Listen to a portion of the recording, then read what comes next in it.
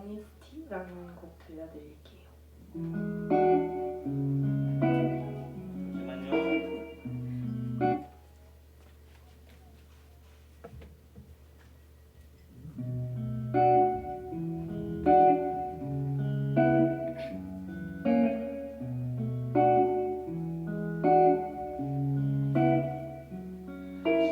Baby, I'm afraid to fall in love. Is what if it's not reciprocated? I told her don't rush, girl, don't you rush. Guess it's all a game of patience. She said, what if I dive deep? Will you come in after me? Would you share your flaws with me? Let me know. I told her thinking is all wrong. Love will happen when it wants. Know it hurts sometimes, but don't let it go. 'Cause I want you. 'Cause I want you. 'Cause I want you. 'Cause I want you. 'Cause I want you. 'Cause I want you.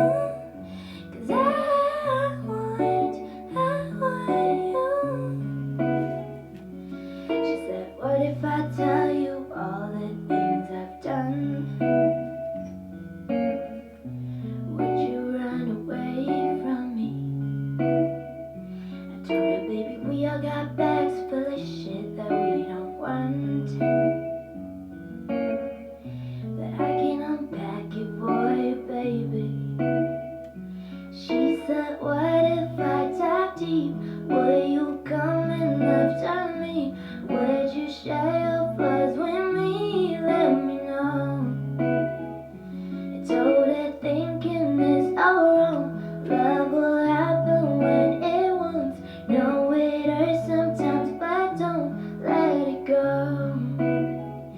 'Cause I want you. 'Cause I want you. 'Cause I want you. 'Cause I want you. 'Cause I want you. 'Cause I want you. 'Cause I want you.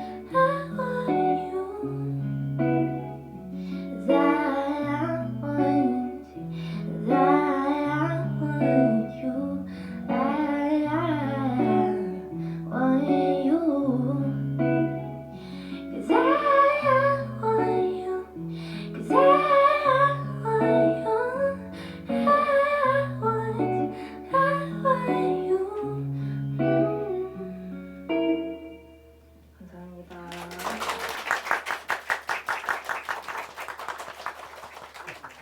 네, 반갑습니다. 저는 이제 아르티잔 대표 김병수라고 합니다. 반갑습니다.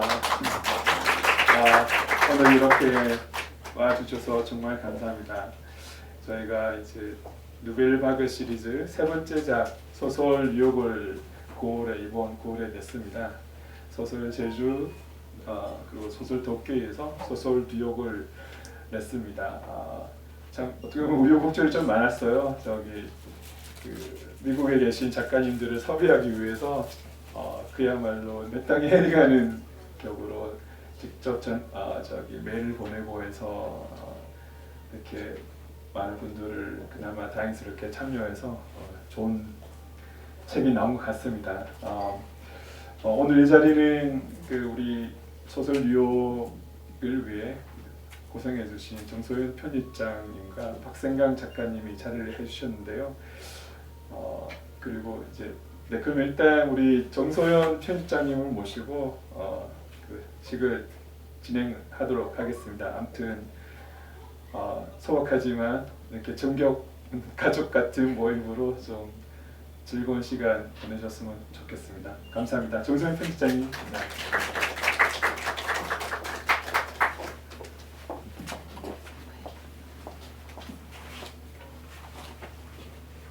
네, 안녕하세요. 이번에 소설 뉴욕 진행한 편집장 정소연이라고 합니다. 반갑습니다. 안녕하세요. 저는 소설 뉴욕이라는 아티잔의 그 대표적인 프로젝트에 작가로 참여한 소설가 박생강이고요. 안녕하세요.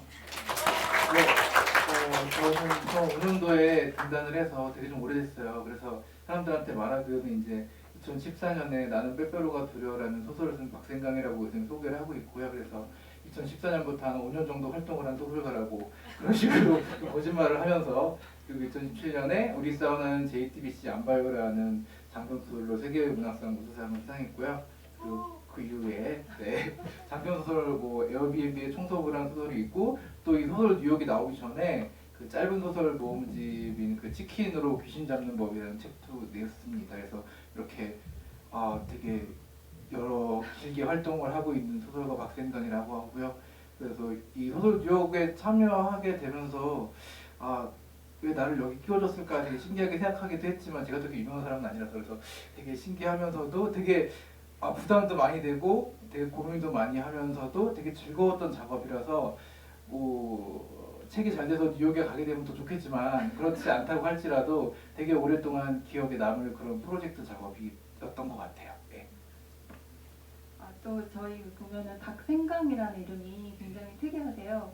이게 본명은 아닐 것 같은데 어떤 이름을 짓게 된 동기가 있는지 한번 들려주실 수 있을까요? 네, 제가 너무 유명하진 않지만 이 얘기는 되게 많이 했던 것 같은데, 항상 뭐 할 때마다 말씀을 하셔가지고 어쩔 수 없이 또 얘기를 하게 됐는데요. 2014년에 제가 박진규라는 이름으로 2005년부터 수상한 식모들이라는 소설로 등단을 한 이후에 한 10년 가까이 활동을 했는데, 내가 해보고 싶은 건 다 해봤는데 필명은 못 써봤다 이런 생각이 좀 있었어요. 그래서 중년 때부터 필명을 써보고 싶었는데, 근데 마침 이제 열린 책들이라는 출판사하고 작업을 하게 됐고, 열린 책들에서 이제 한국 소설가를 처음 책을 내보니까 한번 이제 필명 프로젝트를 해보자 해서 그런 의견을 편집 주관님께서 내주셨고, 저도 그러면 필명을 써보고 싶습니다 이래가지고 했는데 막상 떠오르는 게 없는 거예요. 되게 또 필명을 쓰고 싶었는데 막상 찾아보니까 너무 어려운 거야. 그러던 와중에 이제 우연히 서점에 갔는데 저쪽 앞에 계신 여성분이 이제 생강이 건강에 좋다고 이런 책을 보고 있었는데, 그래서 그거를 보면서 생강에 내 성 붙여서 박생강 하면 되게 재밌을 것 같은데, 그래서 이제 박생강 어때요? 이렇게 카톡을 보냈더니 그쪽 출판사에서도 박생강 기억에 남는다고, 박진교보다도. 그래서 그때 이후로 박생강을 쓰게 됐고요. 되게 많은 그 찬반 양론에 지금까지 휘말리고 있긴 하지만 어쨌든 간에 꿋꿋하게 5년 동안 박생강이라는 이름으로 소설을 쓰고 있습니다. 네. 네, 잘 들었습니다. 소설 뉴욕 처음 제안을 받으셨을 때 어떠셨는지, 그리고 이렇게 작가님 활동하시는 많은 소설가들이 분명히 계신데 왜 나한테 이런 제안이 왔을까, 또 그것에 대한 어떤 생각이 있으신지 들려주실 수 있을까요? 처음에는 왜 나한테 제안을 했을까 막 이런 생각이 들어서 물어봤더니, 이제 이쪽 출판 아르티자에서 이제 그 소설가 두 분한테, 여성 소설가 두 분한테 이제 물어봤대요. 추천해줄 만한 남자 작가 국내에 누가 있냐. 그랬더니 이제 박생강 작가를 해라 얘기를 들었다고 하는데, 그래서 내가 되게 대인관계를 생각보다 잘했나 보다 이런 생각을 했었죠. 네. 네.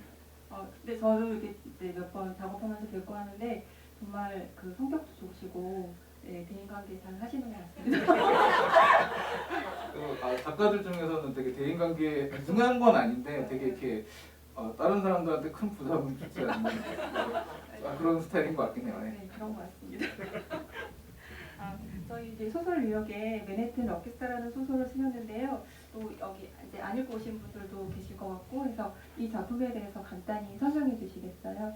네, 맨해튼 럭키스타라는 소설은 이 소설 뉴욕에 실려 있는 다른 소설들은 지금 현대 뉴욕에 살아가는 어떤 한인들의 얘기라면, 요거는 약간 70년대 후반 그때 뉴욕 맨하튼을 배경으로 하고 있고요. 그래서 이제 예술가의 꿈을 안고서 뉴욕으로 건너온 미국인 젊은 여성하고, 그리고 이제 살기 위해서 좀 더 나은 삶을 위해서 한국에서 이제 뉴욕으로 이민 간 한국인 여성 둘이 우연히 그 맨하탄의 이스트 빌리지에서 만나가지고 서로 대화를 나누고 하는 이런 얘기를 다룬 소설이고요. 또 일종에서 되게 일상적인 생활을 그 시대를 배경으로 한 소설인 것 같지만 알고 보면 유명인 스타를 다룬 픽션이기도 한 그런 나름 흥미진진한 소설이라고 추천드리고 싶네요. 저도 추천드립니다. 지금 저희 소설집 맨 첫 그 작품이 실려 있고요. 그리고 혹시 이 소설 쓰시면서 그 뉴욕에 가보셨다고 들었는데 가셨을 때 뉴욕 어떠셨는지 저희한테 좀 들려주시기 바랍니다. 이 소설을 쓸 때 간 건 사실은 아니었고요.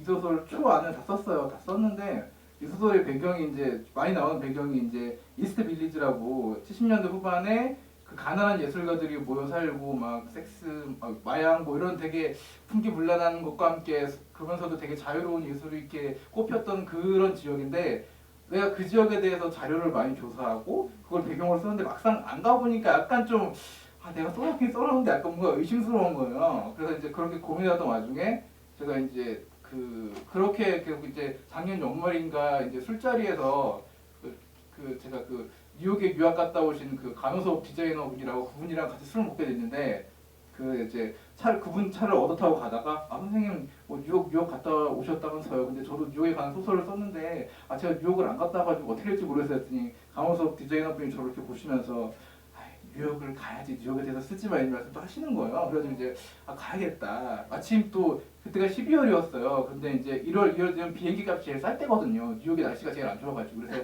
이 싼 맛에 갈 수 있겠다 싶어가지고 뉴욕을 딱 갔죠. 가서 이스트 빌리지를 갔는데 너무 재개발이 잘 돼가지고 그때 제가 상상했던 허름한 분위기의 느낌이 좀 안 나서 아쉽긴 했지만 어쨌든 그래도 소설 속의 장소를 실제로 방문하면서 주인공들이 이쯤에 있는 식당에서 이런 얘기를 나눴을까 이런 상상을 하면서 하니까 나중에 퇴고를 할 때 많은 도움이 됐어요. 그러니까 소설에서 약간 여주인공이 이렇게 쓰레기통을 뒤져서 음식을 먹는 장면이 나오거든요. 근데 그게 상상 속에서 하는 거랑 뉴욕에 있는 큰 쓰레기통을 보고서 이러니까 이렇게 뒤져 먹겠구나라고 생각하는 거하고는 약간의 좀 차이가 있어가지고 그런 디테일을 나중에 퇴고할 때 약간 좀 많이 편안하게 쓸 수 있었죠. 실제로 이제 나중에 가보셔서 많은 도움을 받았다는 말씀을 하셨는데요. 이 맨해튼 럭키스타를 보면은 소설 속에 슈퍼스타를 꿈꾸는 주인공이 나오는데 이게 실제로 마돈나 이야기인가요? 마돈나라는 인물이 나오거든요. 실제로 마돈나라는 인물이 나오고 사실은 이제 제 말이 좀 길어지는 것 같은데 처음에 이제 뉴욕 제안을 받았을 때 내가 뉴욕에 대해서 알고 있는 게 뭐가 있나 고민해봤는데 별로 없는 거예요. 그래서 이제 나의 과거 기억들을 이렇게 되풀이해봤는데 제가 뉴욕 출신의 예술가들이나 이런 사람들 좋아하긴 하더라고요. 그러니까 앤디 홀이라든가 이런 사람들 좋아하고 그렇게 했는데 그러다가 제가 고3 때 읽었던 마돈나의 그런 전기가 생각이 났어요. 그래서 이제 한창 읽고 있었는데 그 책에서 보면 이제 우리가 알고 있는 되게 섹스 심벌인 마돈나가 실은 뭐 70년대 후반에 뉴욕에 가서 예술가로 성공하기 위해서 되게 가난하게 살았고 뭐 쓰레기통을 뒤지면서 살았고 이런 내용들이 나와 있어요. 그래서 제가 생각했던 뉴욕은 약간 그게 또 맞닿아 있는 거예요. 그렇기도 했고 이제 또 그러다가도 또 거기 실려있던 것 중에 제가 책을 다시 읽어보지 않았지만 기억에 남는 것 중에 하나가 마돈나의 아버지가 한국 전쟁에 참여했다 이런 얘기가 살짝 나오거든요. 그래서 요거랑 연결해가지고 마돈나가 한국을 알고 있었다 이런 식으로 해서 팩션을 써보면 좀 재밌겠다 이런 생각을 해서 그 부분을 가지고 좀 써봤죠. 또 소설 속의 밤새머리처럼 슈퍼스타를 꿈꾸는 예술가 여성은 아니지만 또 다른 성공을 쫓아가는 검정머리 한국인이 등장하는데요. 이게 실제로 또 있을 법한 이야기를 하는 이야기라고 보이는데 어떻게 이런 소설을 쓰시게 되셨는지 궁금합니다. 네, 우선은 이제 한국인하고 마돈나하고 만나야 되잖아요. 이제 그 당시에 그래서 이제 한국인들이 뉴욕에 얼마나 살고 있을까 이런 것들을 좀 고민하면서 뭐 이민사 자료 같은 것들을 좀 찾아봤고 그래서 이제 그런 부분들의 자료를 데이터베이스로 해서 그래서 뉴욕으로 이민을 가서 소설을 읽어보면 자세히 아시겠지만 이제 한국에서 이제 교사 생활을 하다가 좀 더 넓은 세계를 동경했죠. 꼭 그것 때문은 아니었지만 어쨌든 미국에서 새 삶을 꿈꾸면서 갔던 여성 이야기를 한번 상상하게 됐어요. 그래서 근데 이제 한국에서는 영어 교사였지만 미국에서 할 수 있는 거는 뭐 기껏해야 뭐 가발 파는 거 아니 뭐 그런 정도밖에 없었는데 뭐 그런 거를 통해서라도 그런 일을 하면서도 이제 어떤 삶의 기반을 잡으려는 그런 여성의 얘기 이런 것들이 두 개가 맞물리게 쓰면은 되게 의미가 있겠다라는 생각을 하면서 쓰게 됐죠. 더 궁금하신 거는 책 직접 제가 스포가 될 것 같아가지고 자세히 얘기를 좀 못했어요. 그럴 것 같습니다. 그럼 이쯤에서 맨해튼 럭키스타에서 작가님께서 독자 여러분에게 들려주고 싶은 부분 또 뉴욕을 가장 물씬 느낄 수 있는 부분이 있다면 직접 읽어주시면 좋을 것 같습니다. 알겠습니다.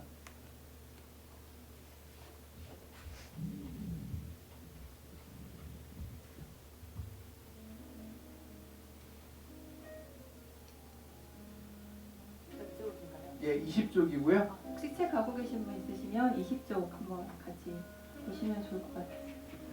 20쪽 한 8번째, 7번째 줄이고요. 그 뉴욕으로 왔던 그 밤생머리 마돈나가 처음에 맨하탄에서 외롭고 가난하게 살면서 그때의 심정을 담은 그런 부분이거든요. 제가 읽을게요. 맨하튼 어디서든 사람들은 빠르게 걸어다녔다. 하지만 그들은 서로의 얼굴을 잘 보지 않았다. 어딘가로 재빠르게 걷기만 하는 듯했다. 불행이 쫓아와 그들의 옷소매를 붙잡기 전에. 지하철 안에서도 마찬가지였다. 피부색이 각기 다른 사람들이 저마다 시선이 닿지 않는 어딘가를 용케 바라보았다. 그들은 다들 대도시에서 남에게 자신의 진짜 얼굴을 들키지 않으려 했었다. 진짜 얼굴을 들키면 그 순간 눈시울이 흠뻑 젖을지 모르니까. 이방인들이 누군가에게 안겨 엉엉 울고 싶은 마음을 앙담은 입안에 사탕처럼 물고 사는 곳. 그곳이 관광객들은 알지 못하는 뉴욕 맨하튼이었다. 밤생머리 역시 수많은 이방인과 다르지 않았다. 아무에게도 그녀의 비통한 마음을 들키고 싶지 않았다. 그러다 한 번은 링컨센터 분수대 앞에 앉아 펑펑 울어버렸다. 아무도 그녀를 달래주지 않았다.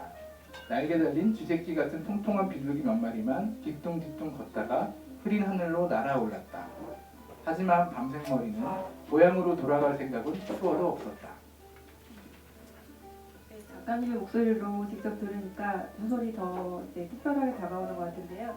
여러분은 어떠셨는지 모르겠습니다. 한 부분 더 읽고 싶은 부분이 있는데 네네. 이게 네. 되게 약간 소설에 되게 네. 중요한 스포가 될 것 네. 같아서 어떻게 해드릴까요? 어떻게 하는 게 좋을지 잘 모르겠어요. 읽을까요? 네. 왜냐면 이제 네. 사실 이 소설을 쓰게 된 가장 중요한 계기가 됐던 것 중에 하나이기 때문에 또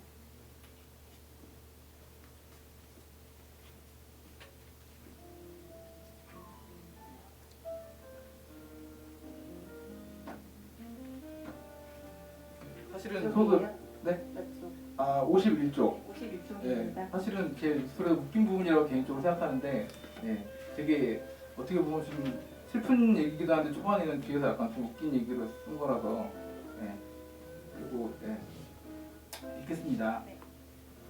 2018년 팝스타 마돈나는 한국의 코스메틱 브랜드 MDNA 스킨을 런칭했다. 그 기념으로 그녀는 인스타그램에 장난스러운 동영상 하나를 올렸다. 동영상 속에서 필터 앱을 통해 귀여운 동물 귀와 수염을 붙인 마돈나는 어색한 발음으로 천천히 말했다. 안녕하세요. 힘드네요.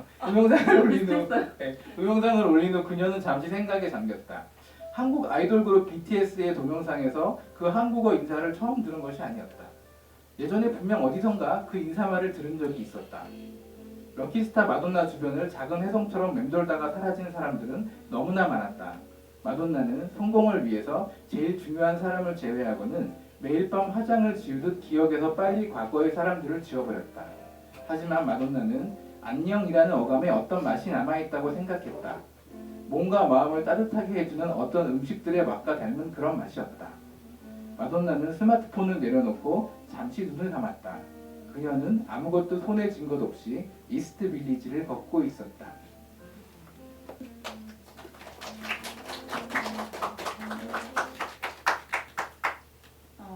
이제 작가님 본인의 작품 외에 또 이 소설집에서 개인적으로 가장 좋았던 작품이 어떤 것이 있는지 또 그 이유가 뭔지 들려주시기 바랍니다.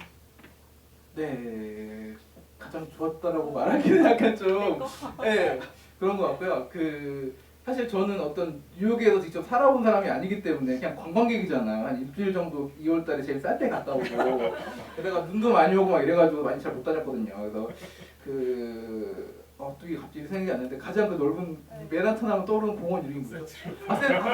거의 생각이 안 나는데 거기도 못 걸었거든요. 눈이 너무 많이 와가지고 추워서 걸을 수가 없었어요. 걷고 싶었는데 그랬는데 그래서 저는 관광객 모드였기 때문에 어떤 뉴욕에 대해서 판타지를 가지고 썼고 어떤 픽션을 썼고 어떤 뉴욕을 텍스트로 바라봤다면 여기 실려있는 다른 소설들은 실제 뉴욕에 거주하고 계시고 뉴욕의 삶을 느끼는 그런 한인분들이 쓰신 소설들이 대부분이에요. 그래서 이제 저의 소설하고 많이 결이 다르고 내 소설에서 어떤 뉴욕에 대한 판타지를 사람들이 느낀다면 다른 작품들에서는 뉴욕의 삶을 더 가깝게 느끼겠다 이런 생각이 들었고 그런 부분들에서 다른 작품들이 되게 재밌게 읽혔고요.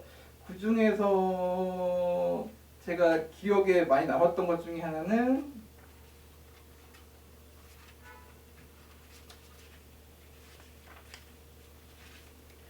파트리샤 박 작가님 지금 32번가에서라는 소설이 있거든요. 그래서 되게 뭐랄까 이 소설을 읽어보면 되게 처음 이제 공부하기 위해서 이제 뉴욕으로 유학 간 사람들의 그런 마음이라든가 뭐 언어가 통하지 언어가 통하지 않은 세계에서 적응해야 되는 사람들의 그런 일들이 되게 어떻게 보면 되게 우스꽝스러우면서도 어떻게 보면 되게 씁쓸하게 읽히기도 하고 슬프게도 읽히기도 하고 해서 되게 여러 결의 느낌을 읽혀서 되게 재밌었어요. 네. 저도 그 작품 재밌게 읽은 기억이 나는데요. 저도 이 소설에서 작가님 작품도 재밌었고 또 방금 말씀하신 그 작품 또 사랑하는 동안이라는 작품도 되게 인상적으로 읽으셨던 기억이 납니다. 그리고 아까 잠깐 얘기하셨는데 그 안녕하세요 그 어색한 발음으로 예. 그 실제로 그 동영상을 보시고 이 소설과 또 연결해서 하셨다는 얘기 되게 들은 것 같아요. 그러니까 이제 사실은 이제 처음에 뉴욕이라는 데 대해서 소설을 쓸 때 뭐 어떻게 쓸까 잘 모르겠다 했을 때 뉴욕에 대한 많은 생각을 하고 있었고 또 어떻게 하다가 이제 그럼 이제 마돈나에 대한 얘기가 있는데 어떻게 또 그 검색을 해보게 되잖아요. 마돈나 뭐 뉴욕 쭉 검색해보게 되다 보니까 이제 인스타그램에 들어가 보게 된 거예요. 또 그분이 인스타를 하시더라고요. 그래서 이제 2018년에 이제 이유는 뭔지 모르겠는데 이렇게 필터에 쓰셔가지고 이렇게 대두하는 한국어 발음으로 이제 안녕하세요 인사를 한 게 있는 거예요. 그래서 예, 그 달아가지고 그래서 이제 왜 이 사람이 안녕하세요라는 인사를 했을까? 이 비슷한 때 한국에 자기가 그 투자 화장품을 런칭해서 그런 건가? 이런 생각이 들기도 하면서 또 어떻게 보니 안녕하세요라는 인사를 배우게 된 계기가 있지 않을까 막 이런 망상이 막 펼쳐지면서 그래서 이제 이 소설의 약간 스토리 라인이 좀 잡히게 됐던 부분들이 사실 있죠. 네.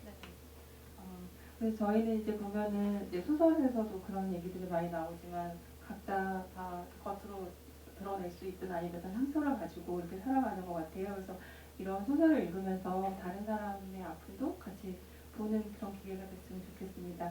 그럼 저도 제가 좋았던 부분이 아니라 저는 또 한 작가님만 하면 또 다른 분들이 서운해하실 수 있으니까 또 이 소설의 기획에도 참여하시고 소설도 쓰시고 또 아까 말씀하셨듯이 다른 작가님들이 이제 뉴욕이나 다 외국에 거주하시는 분들이 많아서 한국어가 실제로 안 되셔가지고 그 영어로 써갖고 온 걸 번역하신 작업도 하신 홍예진 작가님이 기획에 말을 쓰셨는데요.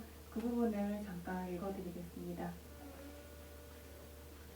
프롤로그 앞부분에 있는 건데요. 뉴욕에서 다양한 사람들을 만나고 겪으며 확실히 알게 된 것 하나는 있다. 과거에도 현재에도 앞으로도 뉴욕을 향해 불나방처럼 모여드는 사람들은 끊임없이 존재할 거라는 사실. 그만큼 뉴욕에는 뭔가를 이루고 싶은 마음을 품게 하는 에너지가 흐르고 있다. 성공의 향기 이면에는 실패의 악취가 공생하게 마련이다. 그러한 법칙이 뉴욕만 비껴갈 리 없다. 화려할수록 그늘도 짙은 도시의 비위를 도처에서 목도하면서도 불나방들은 뉴욕을 향한 애정을 버리지 못한 채 언저리에서 애명불명한다. 오래전의 나처럼 뉴욕의 냄새 흘려서. 그것은 문화, 예술, 상업 그리고 성공의 냄새인 동시에 결국에는 자본이 주도하는 힘의 냄새다. 네, 여기까지 이렇게 읽어봤고요. 확실히 네, 지금 네. 읽어주신 그 부분이 되게 각자 소설의 주제라든가 이야기는 다른데 좀 관통하고 있는 어떤 그런 느낌인 것 같아요. 지금 읽어보시는데 다들 뭔가를 꿈꾸는 주인공들이 있고 막 성공과 실패를 이루면서 그런 부분들이. 네. 그 아까 그 뉴욕에 실제 다녀오셨다고 얘기를 하셨는데 거기서 어떤 음식을 드셨는지 또 저처럼 한 번도 가보지 못한 사람을 위해서 강추하는 음식이에요. 여긴 꼭 가봐라. 아까 추워서 공원도 못 가보셨다고 하셨는데 좀 그렇게 말하기에는 너무 좀 그런 아까 것이. 또 설렁탕 네? 설렁탕? 설렁탕이요? 한인타운 코리아타운에 감미용 설렁탕 맛있고요. 거기 김치가 되게 맛있었는데 김치에서 마늘 냄새가 잘 안 나더라고요. 그래서 미국인들을 위해서 김치를 약간 좀 마늘을 빼고 맛을 내는 방법을 개발했나? 뭐 이런 생각을 했었고요.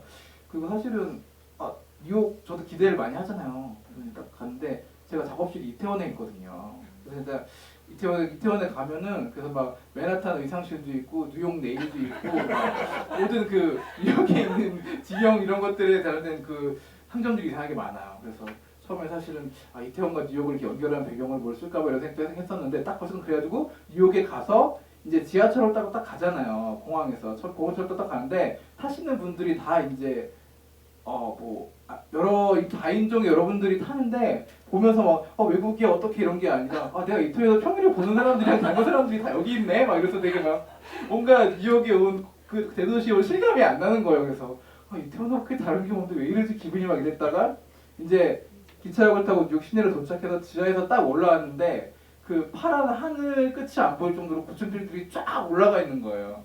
그거를 보면서 여기가 뉴욕이구나 이런 생각이 그때 처음 들었고 그리고 이제 막 그러다가 처음에 이제 그거를 보고서 감탄하면서 제일 처음에 갔던 식당이 던킨 도너츠. 근데 배가 고픈데 막상 막 어디 막 레스토랑을 찾기가 힘든 거예요. 그랬는데 가장 가까이 눈에 보이는 게 던킨 도너츠였는데 아까 이제 던킨 도너츠를 딱 들어갔더니 이제 그 일하시는 노동자 아저씨들이 많이 이렇게 뭐 커피랑 도너츠 드시고 계시더라고요. 그래서 이제 막 여기 던킨 도너츠는 이제 뉴욕에서는 김밥 천국 같은 데인가 뭐 이런 생각을 하면서 배가 고프니까 이제 도너츠하고 커피하고 싶어서 먹었고 그리고 막 그 도너츠가 약간 사이즈가 좀 커 보였어요. 그래서 이게 정말 큰 건지 아니면 내가 그렇게 느낀 건지는 모르겠는데 뉴욕은 모든 게 다 크니까 되게 막 사실 음식도 되게 양도 많고 크고 이런 거 있거든요. 그래서 도너츠도 커 보였던 건지는 모르겠는데 그래도 도너츠도 크고 막 그걸 또 이렇게 데워주고 막 이런 거 보면서 되게 그 기억이 나고요.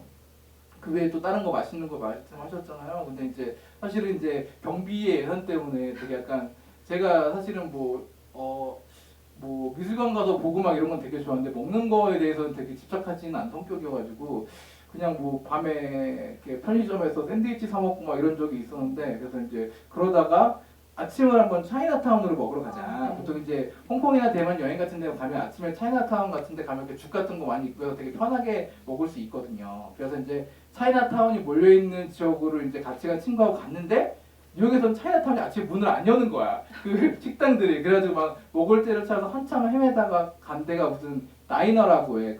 근데 탐스 다이너라는 노래도 있잖아요. 수잔베가에. 그런 것처럼 되게 작은 식당이 있는데 말 그대로 작은 식당에서 뭐 빵도 팔고 아침 간단한 메뉴도 팔고 막 오믈렛 같은 것도 팔고 막 이런 데서 이제 아침을 먹었어요. 그래서 이제 이렇게 간단하게 그냥 이제 토스트 같은 걸 시켰는데 역시나 토스트도 되게 양이 많고 커요. 그래서 역시 뉴욕은 다 크구나 하면서 토스트를 먹고 있었고 그 옆에 이제 가족이 왔어요. 가족이 왔는데 백인 가족이 왔어요. 이제 아기들 데리고 왔는데 신혼부부는 아니고 좀 젊은 부부였어요. 근데 이제 애기가 아침 식사로 초코칩 쿠키를 시켰는데 초코칩 쿠키가 빈대떡만한 거예요. 그래서 이제 그걸 시켜가지고 이제 칼로 썰어 먹는 걸 보면서 뉴욕이란 초코칩 쿠키를 칼로 썰어 먹을 수 있는 곳인가 막 이런 생각을 했던 기억이 나요. 그리고 마지막으로 되게 그래도 뭔가 기억에 남는 걸 먹어보자 유명한 데를 그래서 그 밤에 이제 뉴욕에서 맨하탄에서 브루클린으로 넘어가는 다리가 있거든요. 거기서 되게 밤에 야경도 많이 찍고 해요. 그 다리 넘어가서 이제 가면 브루클린에 되게 유명한 피자집이 있대요. 거기를 한번 가보자. 피자 좋아하니까 딱 갔는데 하필 문을 닫았어. 그래서 이제 그 뒤에 있는 조그만 피자집에서 피자를 먹고 왔던 기억이 있는데 뭐 맛은 그렇게 나쁘진 않았어요. 뉴욕에서 피자도 굉장히 컸을 것 같은. 피자는 어디나 비슷하더라고요. 그래서 그렇게까지 큰 느낌은 아니었던 것 같아요. 피자보다는 초코칩 쿠키가 훨씬 더 크게 들어갔어요. 크기의 면에서 그랬던 기억이 나요. 있지 뭐 오늘 밤에 자려고 누우면 생각나고 초코칩 쿠키. 오늘 박생강 작가님하고 뉴욕 이야기를 나누다 보니까 여기 또 계신 분들이랑 패키지로 묶어서라도 한번 뉴욕에 가보고 싶다 이런 생각이 드는데요. 여기서 그 책을 아르티잔 대표님이 퀴즈 맞추시는 분께 드린다고 하니까 아까 저희 초반에 작가님이 말씀하셨던 거 잘 들으셨으면 맞추실 수 있을 것 같은데요. 박생강 작가님의 본명은 뭘까요? 저요. 네, 박진규입니다. 네 맞습니다. 정답입니다. 책을 너무 쉬운 것 같아요. 네. 한자로 어떤 건지 이런 거 그래요? 물어보는 거 아닐까? 무슨 진짜일까 막 이런 거. 네. 잠깐. 이거 네. 이걸 어떻게? 소개 잠깐만. 직접 해주세요. 이 책을요 제가 제가 이거 작업한 게 아니어가지고 피디님이 피디님께서 해주면 될 것 같아요. 네, 저희 아르티잔의 누베 솔레이 시리즈의 두 번째 책입니다. 국가자 오시오 작가님의 애매한 사이고요. 그 리뷰란에 써있나? 지금 한일 관계가 좀 애매한 사이에 있는데 옥과장 작가님은 제일교포 2세 작가로서 지금 일본에서 아주 힘들게 그 혐한에 저항해서 이렇게 작업을 하고 계십니다. 그래서 응원찬에서 좀 이렇게 저희가 디지도 한번 넣어봤고요. 정말 재밌습니다. 이번에 9월에 소설 뉴욕과 이게 공개로 좀 같이 나왔는데 나중에 꼭 한번 읽어보시기 바랍니다. 감사합니다. 그리고 이제 퀴즈 하나 더 있는데요. 저희 이 누벨바그 시리즈로 소설 뉴욕 전에 처음에 제 소설 제주가 있었고 그다음에 도쿄, 지금 뉴욕이 나왔는데 요 다음 도시가 어딜지 이건 좀 어렵네요. 어렵나요? 네, 박진규 맞추는 아무런 것도 좀 힌트가 난이도가 없기 있네요. 때문에. 네. 힌트는 국내입니다. 우리나라. 너무 빨리 줬는데 네. 힌트를. 손 들고 보실까요? 소설 서울 땡. 네. 제주는 처음에 나왔어요. 네. 네. 부산 네 맞습니다. 정답입니다. 석주도 다 하고. 저도 괜찮은 것 같아요. 지금 제가 다른 질문 지금 갑자기 생각나는 게 없어서 거기까지 하고 이제 저희 아르티잔 이런 좁은 자리에 항상 반가운 손님이 오시는데요. 출판평론가 김성신 선생님 모시고 조금 더 소설 뉴욕에 대해서 심도 있는 얘기 나눠보도록 하겠습니다. 박수로 모여주시기 바랍니다.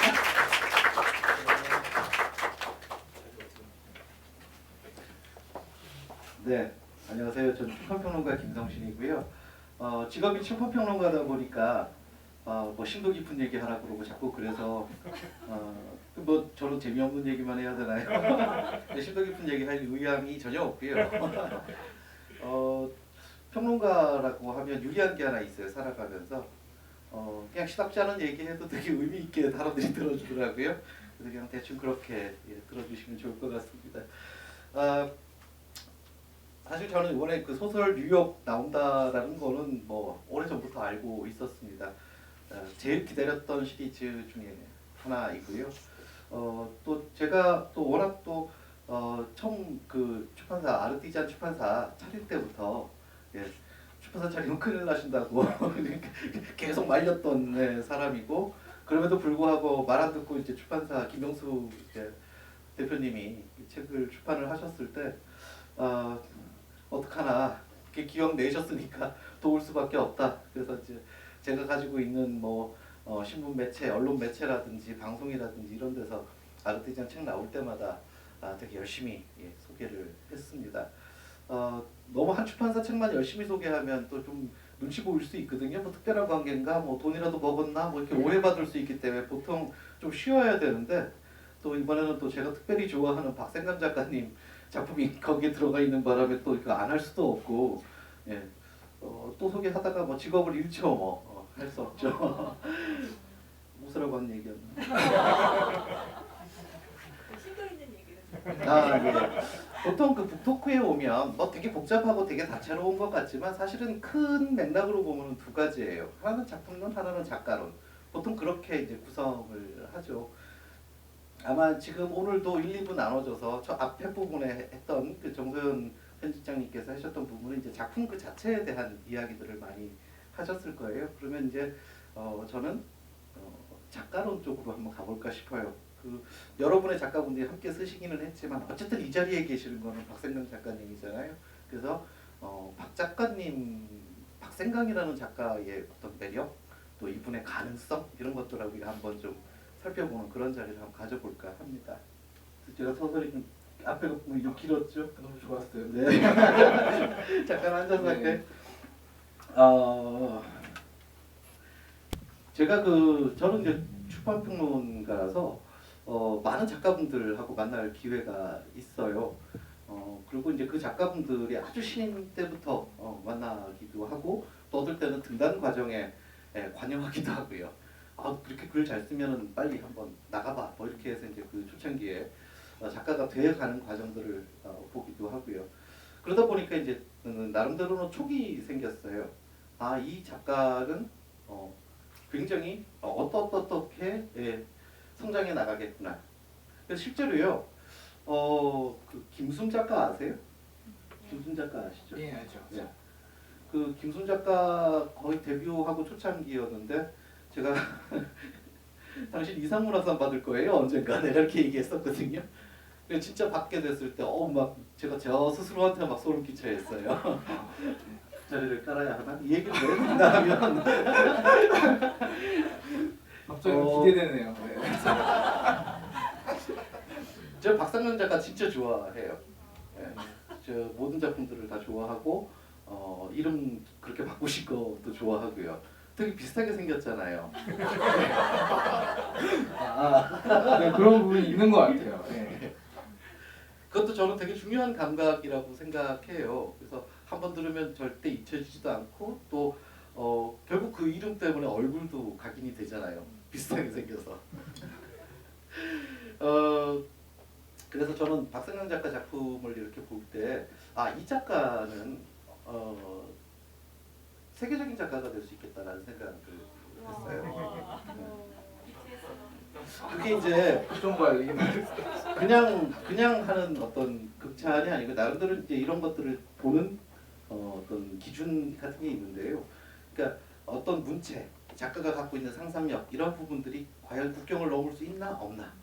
그러니까 이렇게 상상해 보는 겁니다. 내가 저기 한 칠레 같은데 이렇게 이렇게 있는 가령 내 직업이 어부다 이러면 그 입장에서 이 스토리 라인을 봤을 때 재미를 느낄 수 있을까? 내가 한국적인 상상력이나 이런 것들이 전혀 없는 사람으로서 상상을 했을 때 그래서 그 입장에서 생각을 해봤는데 박상현 작가의 이 서사는 국경을 넘을 수 있겠구나라는 생각이 들더라고요. 어떻게 생각하세요? 네, 저도 항상 그렇게 생각하고 썼던 것은 아니었고요. 제가 잘 모르겠어요. 그런 생각을 하면서 사실 쓰진 않았고 그냥 제가 쓰고 싶은 이야기를 항상 써왔기 때문에 그렇죠. 아니 그럴 거라고 생각했어요. 왜냐하면 그게 작가들한테 굉장히 중요해요. 어떤 의도를 가지고 쓰느냐. 처음부터 그 의도가 말하자면 내 상상력이 한반도와 이 부속도서 안에 갇혀 있는 상상력으로 쓰느냐, 아니면 전 세계인을 대상으로 상상하고 쓰느냐 이런 부분들인데 그냥 제 초기인데 더 넘어가는 상상력 같은 것들 이렇게 염두에 두시는 부분들도 있죠. 그런 부분보다는 약간 좀 작가적으로서 제가 약간 한국 문학에 되게 좋은 작가가 많고 한국 전통 문학을 잘 계승해서 잘 쓰시는 부분들이 많기 때문에 나는 이제 좀 그쪽 라인은 좀 잘하시는 분들이 있으니까 포기하고 이제 그분들이 안 하시는 상상력이라든가 안 하시는 길로 한번 써볼까? 이런 생각들은 해보는 것 같아요. 항상. 네. 다른 길을 가보고 싶다 이런 거. 네. 그러니까 지금까지 한국 작가들이 사실 별로 못 가본 길 중에 하나가 그런 거잖아요. 그죠? 네. 그런가요? 네, 그럴 수 있겠죠. 네. 그러니까 가령 예를 들어서 김영하의 작품이라든지 또 김탁환 선생의 작품 같은 경우에는 그 이미지 내지는 영상으로 만들어지는 것들에 대한 작가적 배려가 있잖아요. 그러니까 이제 그분들 작품들은 잘 영화가 되죠. 그런 것처럼 작가가 어떤 상상력, 어떤 포부를 갖고 있느냐가 되게 중요한 것 같더라고요. 제가 이상하게 사실 질문을 해야 되는데 계속 해설을 하고 왔어요. 뉴욕 가보신 적이 없으시다면서요, 이 소설? 쓸 때는 없었고 이제 쓰고 나서 이제 쓰고 나서 갔다 오신 거예요? 네, 교정 보기 전에. 그래서 뉴욕에 가기 전에 쓰고 여행을 갔다 와서 교정을 받죠. 마치 뉴욕에서 되게 뉴욕에 많은 것들을 지켜보냐. 일주일 관광 갔다 와서 그렇게 되는. 되게 뻔뻔하다는 생각도 들었었고요. 그래서 이 사람이 되게 작가로서 훌륭하구나라는 생각도 했어요. 그거 생각해봤거든요. 도대체 이 책이 얼마나 팔려야 박상현 작가님 뉴욕 그 경비가 빠질까라는 생각을 했는데 계절에 따라 좀 다르겠죠. 성수기에 가게 되면 좀 더 많이 팔리게 되고 비성수기에 가게 되면은 조금 약간 적게 팔렸겠죠. 네. 제가 사실 아까 놀리는 것처럼 얘기를 했지만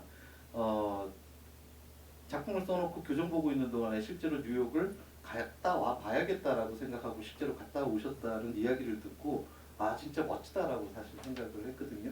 그러니까 만약 본인이 쓰신 거 상상으로 쓰신 거 하고 갔을 때 이게 지금 정말 안 맞네, 이게 뭐가 잘 안 맞네, 만약에 이런 생각이 들었다라면 갔다 와서 뭐 어떤 조치를 취하실 생각을 하셨나요?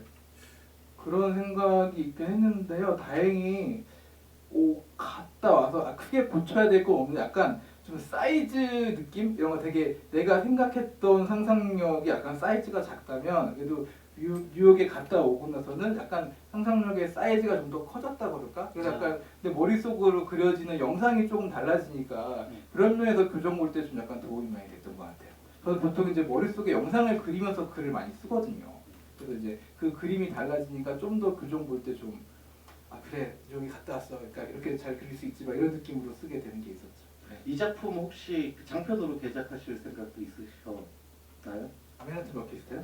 예? 예. 여기 예, 지금 손을 이번에 쓰신- 쓰신 이 단편. 요 그럴 생각까지는 사실은 안 해봤습니다. 아, 솔직히. 그렇습니까? 예, 그냥 이제 더 놀라운 게 왜 이걸 여쭤보나 하면 비행기값 진짜 빼야 되잖아요.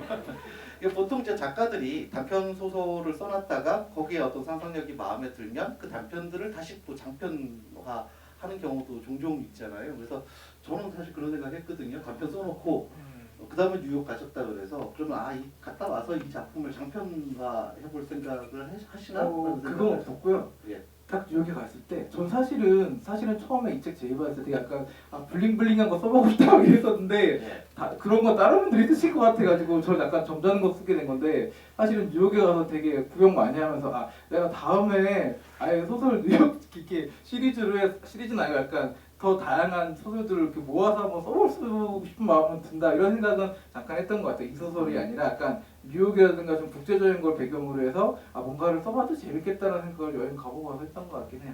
그렇군요. 네. 그럼 이제 주제를 조금 넘어가 볼게요. 되게 성격이 되게 매력적이지 않아요? 그리고 우리가 보통 너무 좋아하는데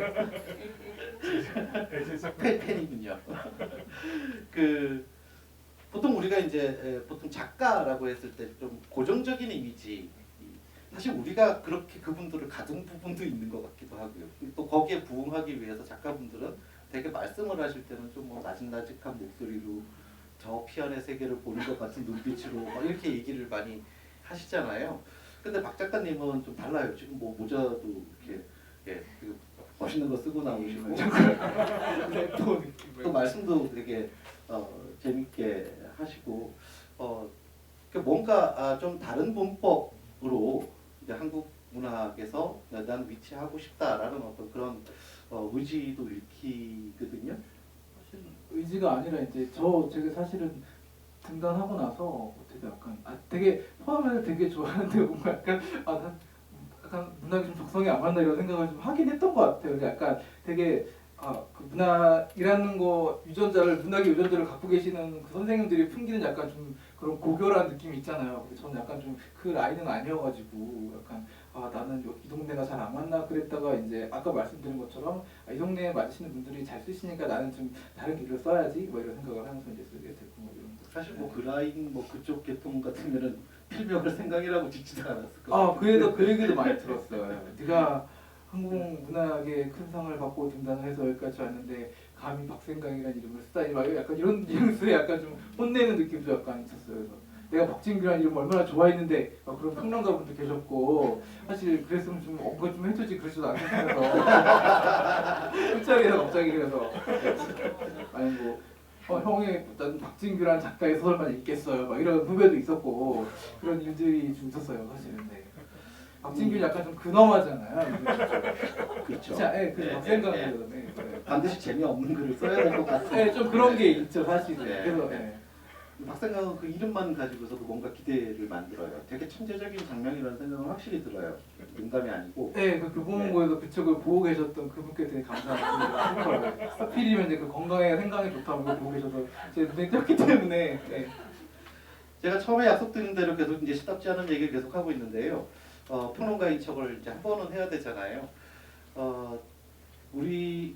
저는 1년 동안 팔리는 책들에 대한 데이터, 서점에서 나오는 데이터 같은 것들이 이제 쭉 옵니다. 이제 와서 이걸 어떻게 분석해 달라 뭐 이런 것들을 자료를 받게 되는데 올해 상반기 올해 1월달부터 6월달 거의 8월달까지 대한민국에서 팔린 책들 가장 많이 팔린 책들을 그냥 팔린 순서대로 쭉 이렇게 랭킹을 먹인 자료를 봤어요. 굉장히 놀라운 데이터들이 나와요. 1위부터 200위 안에 문학이 소설이 달랑 6권이 포함되어 있고요. 그 6권 중에서 국내 작가 책이 2권 있더라고요. 멸종된 겁니다. 그러니까 한국의 서점에서 한국의 문학이 멸종된 겁니다. 여러 가지 사건들이 있었죠. 사실 가장 큰 사건이라면 가령 그 문학계 미투 뭐 이런 그 사건들도 있었고 또 결정적으로는 신경숙 표절 그리고 그 이후에 그분들이 보여주신 어떤 태도 이런 것들이 굉장히 많은 실망감들을 줬죠.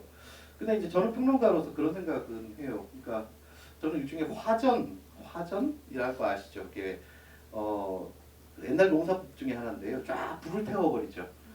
그리고 완전히 없어지고 나면 그 불탄 것들이 자양분이 돼서 다시 식물들이 굉장히 무성하게 또 자라거든요. 자양분이 좋아서 한국 문학이 화전되고 있다라는 생각이 들었어요. 그러니까 완전히 다 이렇게 무너지면 그 위에서 정말 새로운 작가들이 새로운 문법으로서 또 굉장히 왕성하게 드러나지 않을까라는 예상을 했었는데 저 예상이 맞는 것 같아요. 지금까지 이렇게 보면 그 중에 하나가 저는 박상현 작가를 하나의 증거로 또 생각을 하거든요. 그 이전과 달라진 문법의 작가가 나왔고 또 새롭게 이야기를 하고 있다는 점이 저는 굉장히 중요한 점이라고 생각하거든요. 이거를 질문으로 만들면 되게 무례해지기는 하는데 어떻게 생각하세요? 사실 제가 새로운 작가라고 하기엔 등단을 2000년도 해가지고 너무 오래되긴 했는데 뭐 박진규란 작가는 은퇴를 했고 박생강이라는 작가는 2014년에 등단을 했다 뭐 이렇게 얘기를 하면은 뭐 거기에 좀 부합할 수도 있겠죠. 약간의 그런 작가의 프리미엄은 있는 것 같아요. 그러니까 막 거의 20년 동안 작품을 써도 늘 신인 같은 사람들도 있고요. 등단한 지 2, 3년 만에 거의 원로 작가 같은 게 보이는 작가들도 있고 그건 참 희한해요. 그 생긴 거하고도 별로 상관없거든요. 진짜로. 또 질문 하나 더 해볼게요. 직업이 여러 그렇죠. 이었죠. 그것도 되게 지금도 여러시죠. 그렇죠. 지금도 여러 그렇죠. 그 전에도 네. 별 직업을 다 전전하셨더라고요. 그 이야기들 좀 해주시죠. 그러니까 그런 직업들이 어떻게 자신의 작품에 영향을 미쳤는지. 네, 사실은 저 박진규로 활동할 때는 뭐 그렇게 그냥 전형적인 잘 안 팔리는 등단한 그냥 그런 작가 가끔 강의하고 뭐 대학 강의로 그렇게 많지 않지만 어쨌든 간에 강의하에서 약간 수입 얻고 뭐 이런 작가였는데 그렇게 10년 동안 활동하고 2014년 정도에 제가 이제 소설을 안 쓸 생각을 사실 했었어요. 안 생각을 하고 다른 직업을 찾아야겠다고 생각을 했는데 그때 이제 글 쓰는 일은 하기 싫다. 그리고 이제 편집 같은 거라든가 출판사 일도 제가 출판사 직원들이 고생하시는 걸 많이 봤던 사람이기 때문에 난 그 글씨를 다루는 일은 하고 싶지 않아서 이제 제가 그때부터 다른 일들을 좀 하게 됐죠. 그래서 뭐 그때 했던 일이 이제 그 피트니스 클럽에 있는 그런 뭐 사우나에서 이렇게 그 린넨 수건 관리하고 뭐 사우나 청소하고 뭐 이런 일을 했었고 그리고 그 이후에 이제 그게 좀 배경이 돼서 마침 제가 그 일을 했던 것도 사실은 나 새로운 소재를 발굴하기 위해서 여기서 일할 거야 이게 아니라 그냥 아예 소설하고 문학하고 인연을 끊고 싶어 이래서 갔었던 거였어요. 그래서 이제 일을 했는데 너무 웃긴 거예요. 좀 약간 상황이 되게 거기가 의도치 않게 되게 약간 우리나라 되게 1% 상류층이었다가 되게 은퇴하시는 그런 할아버지들이 많이 다니시는 공간인데 뭐 그럼에도 불구하고 뭐 가끔 이렇게 양말을 훔쳐가신다거나 뭐 이렇게 연봉을 이만큼 집어가다 들키면 서로 막 이렇게 민망해하고 막 이런다거나 이런 일들이 있는 공간이어서 그런 깨알 같은 재미가 있고 또 사람들이 잘 안 믿는데 그 배경이 된 곳이 사실은 되게 상류층이 들어다니는 막 그런 되게 사우나인데 천장에 곰팡이 있고 막 이래가지고 되게 그 부조리한 느낌 같은 거 그래서 맨날 만나면 막 저거 언제 고칠 거야 막 맨날 이러고 이랬던 기억들이 막 그런 상황들을 겪다 보니까 너무 막 쓰고 싶어지는 거예요 이거를. 그래서 그때 썼던 소설이 이제 우리 사우나는 JTBC 안보아를 소설을 쓰게 됐고 다시 그 이후에 이제 박생강이라는 작가로 좀 더 활발하게 활동을 했고 그 이후에 이제 뭐 에어비앤비 청소 같은 것도 좀 하고 그리고 뭐 이건 그 전부터 했던 거지만 뭐 소설만 쓰는 게 아니라 뭐 방송과 드라마라든가 이런 것들에 대한 칼럼을 2012년부터 썼고 어떻게 보면 이제 저를 소설가보다는 그래서 연예계 칼럼니스트로 좀 아시는 분들도 있어요. 그래서 소설가 박생강의 옆구리 TV라고 그 전에 소설가 박진규의 옆구리 TV를 했지만 그걸 하면서도 화는 건 아니고 되게 웃겼던 게 이제 칼럼을 쓰다 보면 뭐 어떤 드라마라든가 어떤 배우들에 대해서 좋은 말만 할 수는 없잖아요. 근데 내가 정말 어떻게 이런 대중문화 비평 칼럼을 이런 칼럼을 썼어. 그러면 댓글이 항상 왜 이런 칼럼을 쓰고 계시나요? 기자님은 소설가로 등단하시지 막 이런 거 댓글 달리고 뭐 자기한테 마음에 안 드는 그런 칼럼이 나오면 이제 아유 소설가가 작품 못 쓰니까 이런 거 하겠지 이런 댓글이 달리고 막 이런 경우가 왕왕 있었는데 그래서 하여튼 뭐 그렇긴 하지만 그런 일들도 하고 하면서 그런 대중문화 쪽도 되게 많이 접하다 보니까 소설이 좀 더 약간 읽기 쉬운 이런 식으로 좀 쓰게 되는 경향도 있긴 한 것 같아요. 그래서 이런저런 다양한 일들을 하고 있고 그리고 또 하나 있구나. 지금 이제 잡지 수사연구라고 우리나라의 거의 유일한 수사 전문 잡지가 있어요. 그래서 이제 그 잡지에서 프리랜서 기자로 일한 지가 2년이 됐고 그래서 이제 한 달에 2번씩 그 달에 일어났던 가장 큰 살인 사건 하나, 사기 사건 하나를 이제 취재하러 경찰서를 방문하고 형사들하고 취조실에서 같이 인터뷰를 하고 막 이런 작업들을 하고 있죠. 그래서 이제 저는 추리소설을 쓸 생각도 없는데 항상 보는 사람마다 너 언제 추리소설 나와? 막 이렇게 물어보고 막 이러고 있고 이런 상황이긴 하죠. 그래서 되게 다양한 일을 하고 있는 것 같긴 해요. 네. 근데 확실히 작품을 보면 여러분들 그거 느끼시죠? 그러니까 박상현 작가께서 쓰시는 뭐 어떤 사회 밑바닥 뭐 직업을 가진 사람들의 이야기라든지 이런 것들이 이렇게 관념적이거나 이렇지 않고 굉장히 실체적이고 그게 어떤 그런 경험, 그 경험을 통해서 얻어진 리얼리티 이런 것들이 작품에서 그대로 반영이 되고 있는 것이 아닌가라는 생각을 저는 일단 해보고요. 저보다 앞서서 이렇게 이 자리에서 지금 사회 보신 분이 정소연 씨인데 제가 너무나도 아끼는 20몇 살 때부터 제가 봐온 제 출판계 후배이기도 해요. 그래서 이런 후배가 또 이런 자리에서 이렇게 멋있게 사회 보는 거를 보니까 또 그것도 되게 가슴 찡하게 저는 지금 굉장히 기분이 좋은 오늘 너무 기분 좋은 그런 느낌인데요. 네, 저도 기분 너무 좋아요. 왜냐하면 제가 왔을 때부터 기분이 어두워지셨나요? 그거 아니고요. 그러니까 아까 말씀하신 것처럼 저도 제가 이제 학교에서 가르치고 했던 제자들이 이제 우리 선생님 참 저 앞에 나가서 저 귀여운 척 많이 한다 이런 표정으로 저를 바라보고 있는데 그게 또 전 약간 좀 흐뭇하네요. 막 이렇게 몇몇 분들이 지금 앉아 계신데 그걸 보고 있다 보니 정세영 혈장이 보시면서 느끼는 것처럼 저도 막 그런 아이고 내 애기들 막 이런 느낌이 들어서 되게 기분이 좋네요. 네. 여러 가지로 너무 흐뭇한 자리인 것 같은데 그래서 제가 이제 정소연 씨한테 뭐 하나 가르쳐 주려고요. 이제 꼰대지인 거죠. 말하자면 물어보지 않았는데 가르쳐 주려고 하는 거. 예를 들어서 뭐 이렇게 대본이나 이런 거 있잖아요. 이딴 거 다 필요 없어요. 이거 그냥 지만대로 하면 돼요. 앞에 나오면 마이크 잡은 사람이 그죠. 그래서 이제 수사에 전혀 없었던 아무도 상상하지 못했었던 짓을 제가 지금 하나 저질러 보려고 하는데 박신구 작가님의 이제 작가 된 이후의 이야기들만 들어봤잖아요. 제가 근데 오늘 사실 특별한 분 한 분을 모셨어요. 그러니까 박신구 작가님의 대학 시절을 다 이렇게 알고 계시는 분. 윤고은 작가님 여러분들 혹시 아세요? 예, 유명하신 분이죠. 그 지금 뭐 EBS 라디오 윤고은의 북카페를 진행을 지금 2달 가까이 되시는데요. 제가 출연하는 방송이에요. 제가 출연하고 있었던 방송에서 기존의 MC 밀어내고 새롭게 등장을 하셔서 지금 이 라디오의 진행계를 지금 평정하고 계시는 윤고은 작가님이 조금 늦었지만 오셨어요. 그래서 저 뒤에 계시는데 잠깐만 나와주셔서 그 박진규 작가님 어린 시절에 도대체 어떤 인간이었는지 그런 것들 조금 증언해 주시면 여러분들께서 훨씬 더 재밌어 하실 거예요. 이런 얘기 진짜 어디 가서 딴 데서는 못 듣는 얘기거든요. 그렇지 않겠어요? 제자분들 나와주시죠. 너무 예정이 없다. 네, 이런 거 전혀 이분한테도 언제를 안 드렸고요. 질문이 어디죠? 저는 가야 될 것 같은데. 나와주시죠. 예. 네, 안녕하세요. 저는 박생강 라인의 소설 쓰는 윤고은이라고 합니다. 마이크를 저 왔다 갔다 예. 같이 하셔야 돼요.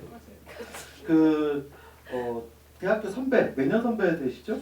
제가 3년 선배죠. 3년 선배. 네네. 그럼 학교 같이 학교 같이 다녔고 동인도 같이 했고 우리 이제 서로 이제 저는 박생강으로 하고 여기는 윤고은을 하고 좀 이제 고은주와 박진규로 더 이제 가까운 그런 사이 작년 시절부터. 네.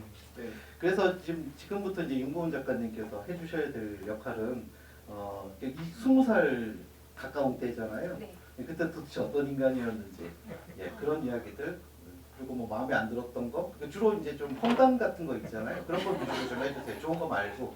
네.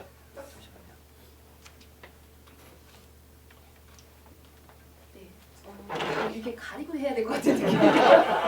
제가 박세경 네. 모자이크. 박세경은 이제 96학번이고 제가 99학번이 저보다 3년 앞서 계셨는데 제가 학교에 입학했을 때 거의 저희 그 동국대학교 안에서 굉장히 전설 같은 존재이셨어요, 사실. 그래서 네, 그러니까 지금은 저는 되게 많이 박세경 선배가 이제 소설을 쓰고 그래서 그런가 아니면 나이 때문인가 아니면 사업 때문인가 잘 모르겠는데 되게 많이 사회화 되셨다고 저는 생각을 맞아요. 네. 하고 있거든요. 그러니까 반사회적인 인물이었나 보죠. 약간 그러니까 굉장히 좀 아싸 그러니까 이제 자신의 어떤 그 기준이 있고 이렇게 후배들의 곁을 막 주는 스타일은 아니었어요. 그래서 네, 되게 냉담했어요. 네. 그리고 저희 과에서 이제 그런 희곡을 이제 극을 올리는 것들이 있었는데 거기서도 굉장히 전설적인 존재로 그 이제 선배 작품을 연출하는 제 동기가 굉장히 물고 이제 굉장히 강하시고요. 어떤 그 제가 혼낸 건 아니었고요. 예, 그러니까 이제 뭐- 의견이 달라가지고 아니 그건 아니고 이제 제 기억에는 좀 오래되긴 했는데 그런 거였어요.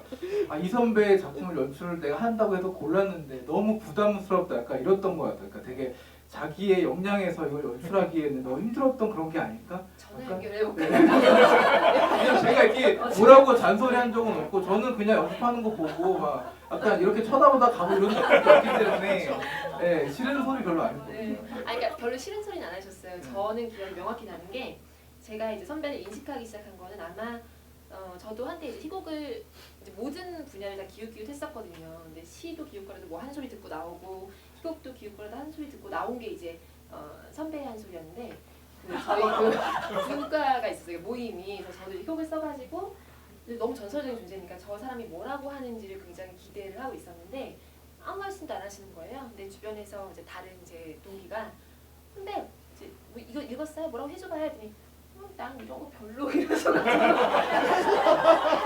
저 그게 나 이런 거 별로 이게 너무 그래서 제가 이제 그때부터 희곡은 아닌가 보다 아주 명확하게 잡았었죠. 네. 그거 하나로 다 해결되겠지. 네. 아주 김성훈 미련이 선생님 없어요. 원하시는 네. 얘기가 더 너무 아 그래요? 뭐 더 나올까봐 겁나는 분이신데요. 네. 무슨 근데- 연애나 뭐 이런 것도 잘 하셨나요? 그건 잘 모를 거예요. 예, 그런 거는 잘 모르겠고 저희가 그렇게까지 가까운 사이가 아니었어요. 네, 그러니까 저희 약간 좀 이렇게 우리 어떤 사이였지? 약간 우리 동인 얘기해야 되나? 예, 동인 사실 그 동인 그치. 이름을 참 얘기하기 그치, 맞아, 싫지만 맞아. 이미 얘기를 많이 했어요. 많이 했으니까 상관없겠지? 네, 네. 하세요. 선배님이. 내가 해야 돼? 네. 아니야 이건 네 입으로 얘기해. 아니 저희가 이렇게 영재동인이라는 동인 출신이거든요. 영재동인. 예, 영재동인. 사실 이름이 정해져 있었어요. 그리고 이제 멤버가 한 4명 정도에서 조금 이제 그 늘어나고 막 네, 이런. 늘어났다 줄었다 했는데 어느 날 저 이제 약간 스카우트 하려는 그런 몸짓이 있어가지고 와서 영재동인이야. 네, 우리가 너가 좀 글 쓴다면 우리가 널 이제 드리기로 했다 뭐 이런 식으로. 근데 저는 술 먹다가 너무 놀라가지고 거기가 뭔데요 했더니 이제 저보다 바로 위에 선배 이제 한 여자 선배 있었는데 그 선배는 그 얘기 듣고 우셨대잖아요. 여기 저들이 뭔데 나를 스카우트하는 거니까 약간 그래서 이제 불려갔는데 약간 제가 그동안 이제 학교에서 배웠던 좀 저희 학교에 엄숙한 분위기는 아니었지만 그래도 좀 엄숙한 분위기였던 거예요. 이 동인에 비하면. 학교에도 얼마나 짜장면이 배달이 되는지부터 시작해서 삼겹살 구워 먹고 굉장히 자유스러운 분위기였고 제가 어떤 글을 쓰면 그거를 막 리딩을 하세요. 맞아요. 네. 소리 내서 읽고 되게 특히 너무 민망하게끔 저렇게 쓰지 말아야지. 그랬던 기억. 네. 특히 막 그런 걸 더 강조해서 막 이렇게 네. 그랬던 기억이 나긴 그래서 하네. 약간 오글거리는 표현을 절대 네. 이제 안 쓰게 맞아요, 되고 맞아요. 그러니까 뭔가 훈련을 받게 된 거죠. 그래서 네. 그 영재동인이라는 동인으로 워낙 저희 이제 많이 하게 됐고 그리고 실제로 그 저희 그 선배분들이 신춘문예 기간에 이제 여관방을 잡고 사면을 4분이서 맡아가지고 원고지를 붙여놓고 이제 신춘문예 합수훈련을 했다라는 얘기를 들었던 거예요. 그래서 너무 그게 뭔가 이게 좀 우리도 해보자 이런 느낌으로 우리가 그 명동에 영동의 그 유명한 그 프린스. 프린스 호텔이 이제 학교에 가까워가지고 거기를 2인실을 예약을 하고 이제 2인조씩 나눠가는 방향으로 이제 4명이 들어간 거죠. 들어가서 맞아요. 밤새 이제 합숙을 하려고 했는데 합사하는데 졸린 눈 이렇게 구경하면서 합평하고 막 이랬던 기억나요. 합평하다 나중에 뭐 네. 귀신 얘기하다가 맞아. 그래서 네. 피자도 시켜 시켜먹고 막 이랬던 거 피자도 같아요. 시켜먹고 아무튼 거기 하지 말라고. 예. 뭐 맞아, 콘센트도 4명이니까 막 다 필요해가지고 아, 복도를 맞아 잡고 맞아 하고 맞아 막 맞아. 그건 기억나요. 예. 네. 그렇게 했던 기억이 나죠. 네. 그 이분들 밤샐 것 같아서요. MT 가는 분위기여서 그리고 사실은 이제 더 앉아 계시라고 그러면 출연료 드려야 되거든요. 그래서 사실 뭐 그런 얘기를 약간 기대했어요. 그러니까 그 박생강 선배, 박진규 선배가 너무 존경스러워서 저도 글을 쓰게 되고요. 이제 뭐 그런 얘기는 전혀 안 나오네요. 뭐 그런 문학적인 영향력 같은 건 뭐 전혀 준 선배가는 아니다. 아니 있습니다. 많이 있어? 있으시대요. 예. 자, 알겠습니다. 저기 갑자기 느닷없이 나와주신 윤고은 작가님께도 큰 박수 한번 부탁드립니다. 그 EBS 라디오 104.9. 네. 104.5예요. 죄송합니다. 저는 진행자가 아니어서요. 104.5 윤고은의 북카페 매일 방송이 되고요. 일주일 그 생방송입니다. 낮에 12시부터 2시까지 하고요. 그거 못 들으시는 분들은 이제 밤 8시부터 9시, 10시까지 재방송도 되거든요. 많이 응원해 주십시오. 지금 처음 진행하시는데 너무 열심히 하시고요. 우리 문단에서 굉장히 큰 어떤 보물을 찾은 것 같다라는 생각이 듭니다. 고맙습니다. 마지막 질문 드릴게요. 사실 마지막 질문은 뭐 늘 뻔한 질문이기는 한데 제가 앞으로의 계획, 그러니까 작가로서의 계획 어떠신지 한번 여쭤보고 싶어요. 아까 말씀드린 것처럼 여기 오기 전까지는 그런 생각이 없었는데 이제 김성신 평론가님의 말씀을 듣고 세계적인 작가가 나에게 그런 게 있었나 이러면서 그렇다면 그것을 한번 발견해 봐야겠다 이런 생각도 했고요. 이제 지금까지는 제가 작가 활동을 하면서 이제 약간 좀 솔직히 눈치도 좀 보고 내가 이런 거 써도 되나 이런 생각들을 많이 하고 했는데 최근 몇 년 동안 이렇게 작업을 하면서 이제 나는 이런 식으로 쓰는구나 라는 것들을 조금씩 깨달아가는 부분이 있었던 것 같아요. 그래서 약간 이제 거기에 좀 더 힘과 무게감을 실어서 그런 작품들을 써보고 싶다 이런 마음이 있고 또 방법에 있어서도 뭐 단순한 뭐 소설이 아니라 뭐 약간 뭐 만화 같은 그런 것들 섞은 그래픽 노블이라든가 이런 것처럼 좀 다양한 루트의 작업도 해보고 싶고 막 그런 여러 가지 생각들이 있어요. 아직 뭐 구체화된 것들 뭐가 있다라고 말하기 좀 애매하긴 하지만 그런 생각들을 가지고 있습니다. 네. 예, 감사합니다. 저 지금까지 김성신이었습니다. 고맙습니다. 네, 고맙습니다. 네, 김성신 선생님이랑 그 심도 있는 얘기 잘 들으셨는지 모르겠습니다. 이제 여기 오신 분들이 박생강 작가님이나 아니면은 또 소설 유혹의 그 저희 작품 레트 럭키스타일에 대해서 궁금한 점 있으시면 질문하시면 좋을 것 같습니다. 손 들고 질문하실 분 있으시면 네. 읽고 오셨나요, 다들? 저희 소설 디자인 작업하신 디자인 실장님도 오셨고요. 아까 저희 일러스트 그리신 작가님 오셨어요. 네. 저 뒤에. 네, 앉아계시고. 네. 저희 번역하신 심영희 선생님도 오셨는데. 네. 저 일러스트 작가님한테 궁금한 거. 네네. 네. 네. 티셔츠의 이미지가 어떤 것인지 어떤 데서 영향을 받은 것인지 궁금했어요. 네. 티셔츠 속의 여자요? 여자였나요? 티셔츠 안에 있는 게? 그랬구나. 남자인 줄 알았어. 이 그림에 뭐게 설명이 아니라 이제 어떤 아이디어와 발상에 의해서 이게 이제 떠올랐다라든가 이러고 인상적이었거든요. 개인적으로 어떤 사물 안에 또 다른 표정을 넣는 걸 많이 하는 편이고, 그리고 이제 이 주인공이 그 스타를 꿈꾸고 있잖아요. 네. 근데 제가 보게 된 이미지는 여자의 그 메이크업하고 를 보게 되었고, 그 장면이 이렇게 또 다른 곳에 나타나면 재밌겠다라는 생각이 들어서 그렇게 되었습니다. 예, 알겠습니다. 저희 이 표지 작업하면서 몇 번 컨셉 바뀌고 이런 과정이 있었는데 저희 실장님이랑 저랑 너무 좋아가지고 밀어붙이는 네, 그런 좋아요. 네. 너무 좋아요. 자꾸 이간질을. 네, 저 이제 마지막으로 오늘 이 자리를 준비해주신 아르티잔 대표님, 김병수 대표님한테 마이크를 넘기고 소설 뉴욕을 독자 여러분들이 어떻게 다가갔으면 좋겠는지 한번 한 말씀 들어보겠습니다. 아니 뭐 독자분들이 알아서 잘 읽으실 것 같고요. 말씀 감사합니다. 정말 재밌는 전에 한번 이제 저희가 어떻게 또 다른 자리에서 박승현 작가님 말씀하실 기회가 있었는데 그때 이제 한편 참 짠하면서도 뭔가 좀 감동적인 면이 있었어요. 그때 이제 작가로 산다는 거에서 이제 별것 아닌 것처럼 이제 뭐 우리가 흔히들 뭐 차라든지 뭐 집이라든지 결혼 연애라든지 이렇게 쓱 밀고 이제 글을 쓴다라고 말씀을 하셔가지고 정말 이렇게 말하면 너무 웅장해요. 그냥 이게 농담처럼 한 얘기였는데 저희가 네. 아르티잔이 뭐 세계적인 작가가 되는데 어떠한 모든 뒷받침을 저희가 최소한 다 해드리겠다는 말씀. 뉴욕행 비행기. 그거 독자분의 네, 말씀을 다시 한번 감사의 말씀을 드리고요.